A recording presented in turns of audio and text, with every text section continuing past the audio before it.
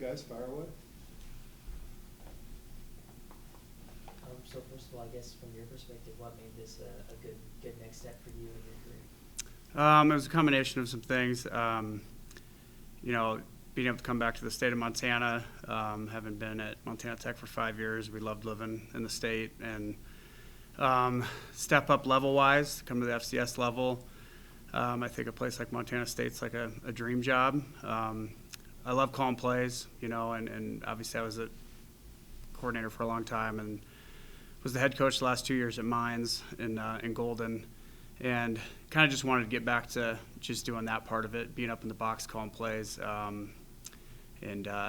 I think maybe someday be a head coach again. I don't know, but just kind of the desire just to be a coordinator and just to have that be, what I'm really in charge of, and then a chance to work for someone like Coach Fegan. I mean, I heard great things about him, and the first time we talked, I could tell he's the type of guy that that I'd want to work for and work with, and so really a combination of a bunch of things there. I know there will be some roster changes from last year, but Yeah. This has been a very dynamic offense under Coach Weekend. I guess how exciting is that to you to kind of add your piece to it? Yeah, it's super exciting. I mean, there's all sorts of different scenarios you get in as a play caller.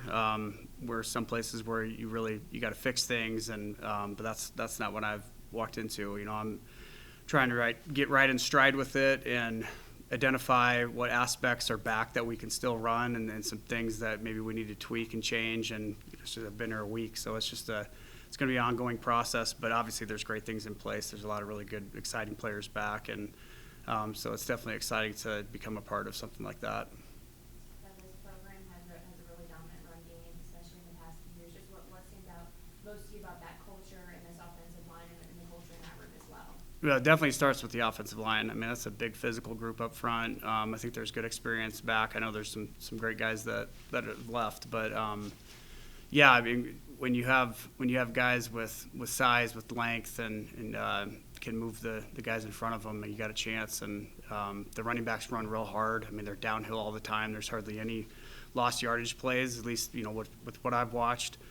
I mean, having Julius and Adam back, I think, is really exciting. And there's some other guys I know that'll be hungry to get carries. Yeah, it's hard to not really dive into that aspect. I mean, I think it was 294 yards a game rushing, and that's definitely what we're going to breed things out of and see what else we can do. But it definitely starts with the run. I think that just opens up everything else that you want to do. And there's a great group of guys back that were a big part of the reason they ran the ball so well.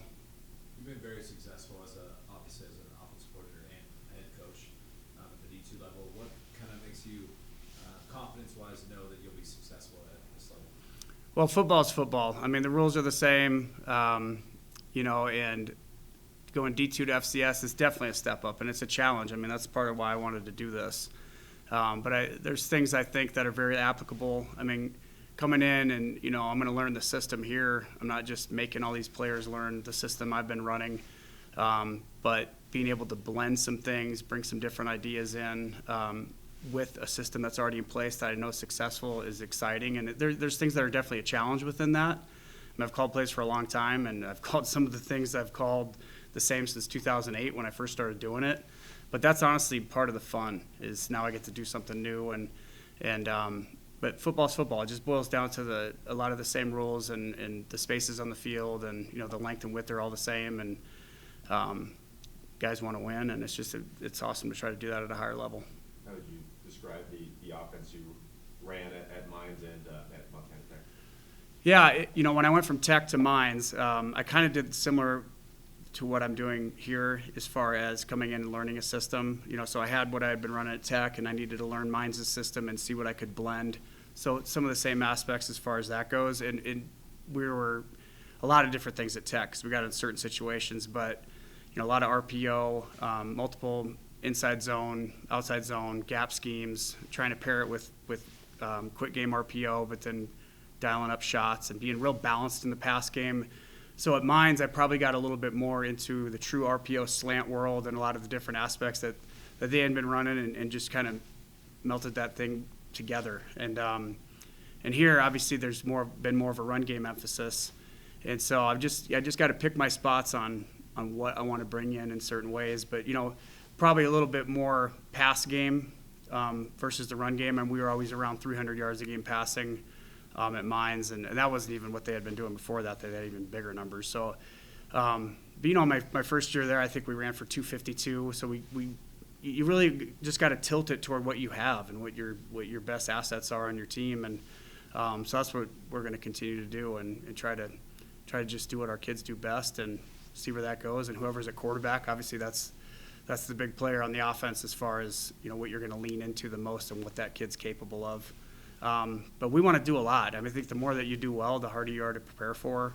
But there's a lot of really good things in place that Tyler and Taylor had been doing, before I got here. A lot of formational things that are very similar, and so I think a lot of things look the same, but I think there'll be some different flavor that I just don't know what that is yet. We got to get the spring ball and start to find out.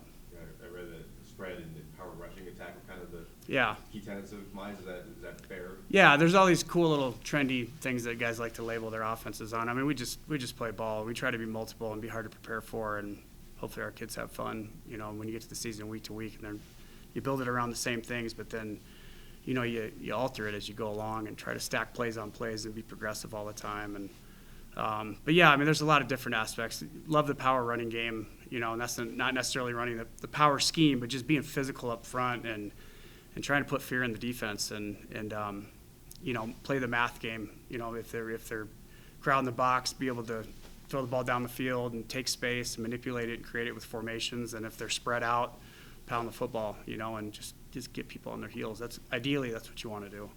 You mentioned the quarterback position for the first time in a few years at Montana State. It's about its returning starter and Tommy Malott. So what do you see from that room and the opportunity and the guys in there and what they hope to prove going into next season? Yeah, I've definitely got to meet those guys and talk to them. They're eager and excited, and it's a group that wants to learn, and they're in the film room, and I'm excited to keep finding out about them. That's just, you start this process when you get into a new job, and you want to find out what makes guys tick and where they're from and how they grew up and how you can help them. And a lot of that's not even dealing with football part of things, but just developing a trust aspect that has to be there on both sides, letting them get to know me. And it's a great group, though.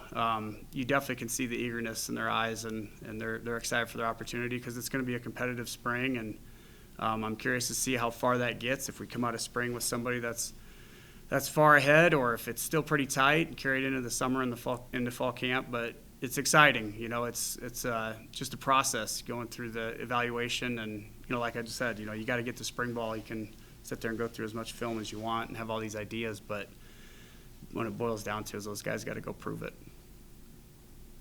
The play calling part of this, Yeah.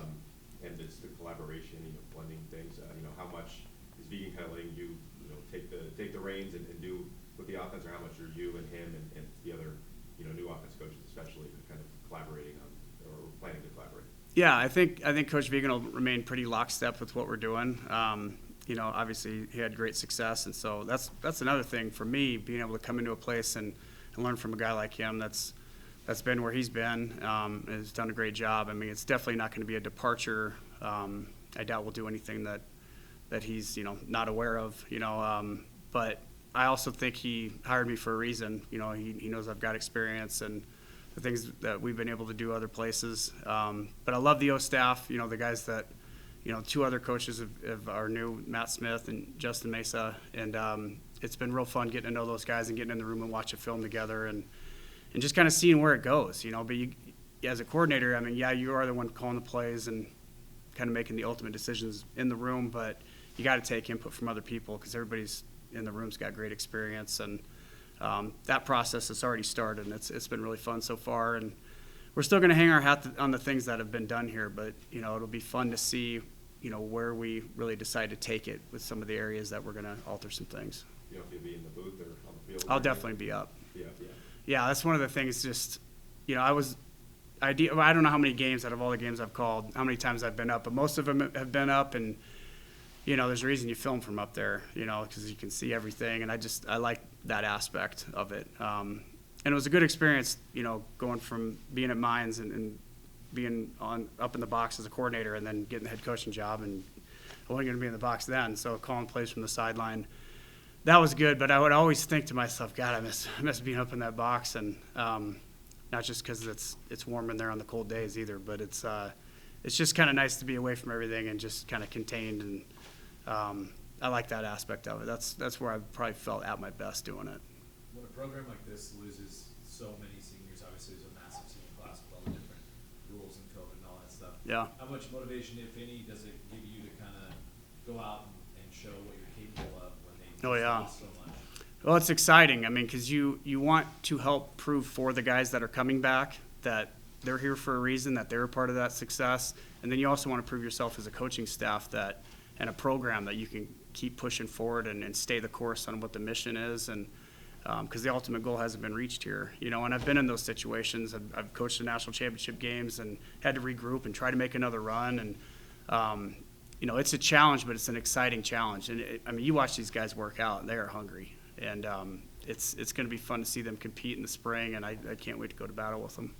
When you were at Tech, what did you think of Montana State under, I guess it was Ash and then Choate at the time?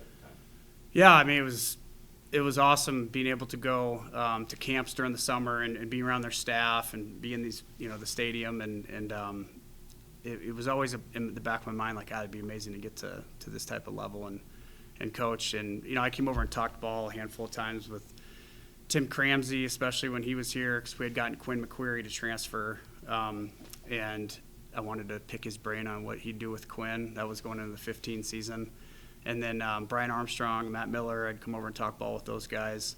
So yeah, it was always fun to have that relationship and being able to come over here. And so they're a little bit surreal at times where, you know, I'm here and, you know, now I get to be the guy calling the plays here. But it was awesome. I loved my time at Tech. That's a great place too. And so to just, you know, be down the road in Bozeman I'm pretty grateful.